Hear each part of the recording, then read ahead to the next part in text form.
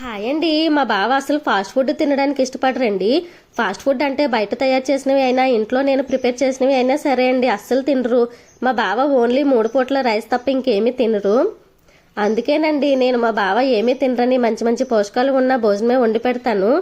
మా బావ డ్యూటీ నుండి సెలవుకి వచ్చినప్పుడు, ఆయన లేనప్పుడు మేము వండుకు తిన్న వెరైటీలన్నీ వండి పెడతాను బావా అంటే, సరే వండు తింటాను అంటారు. కానీ ఇంటికి వచ్చాక అస్సలు తినరండి. అప్పుడు నేను పడిన శ్రమ అంతా బూడిదలో పోసిన పన్నీర్లో అయిపోతుంది. మీ హస్బెండ్స్ కూడా అంతేనా ఫ్రెండ్స్? అయితే కామెంట్ చేయండి. ఈ రోజు అయితే నేను గోధుమ రవ్వతో మోతీచూర్ లడ్డు చేశాను. వాటికి కావాల్సిన పదార్థాలు: పెద్ద గోధుమ రవ్వ, వాటర్, గీ, కలర్, షుగర్.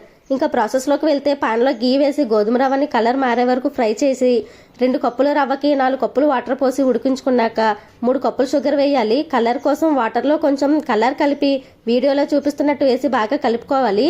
పంచదార పాకం వచ్చే వరకు అడుగు పట్టకుండా మధ్య మధ్యలో గీ వేస్తూ స్టవ్ సిమ్లో పెట్టుకొని కలుపుతూ ఉండాలి. చల్లారిన తర్వాత గీ చేతికి రాసుకొని లడ్డూలు చేసుకోవాలండి. అంతేనండి, ఎంతో ఈజీ అయిన మోతీచూర్ లడ్డూ రెడీ. వీడియో మీకు నచ్చిందా? అయితే లైక్ చేయండి, షేర్ చేయండి. Bye bye.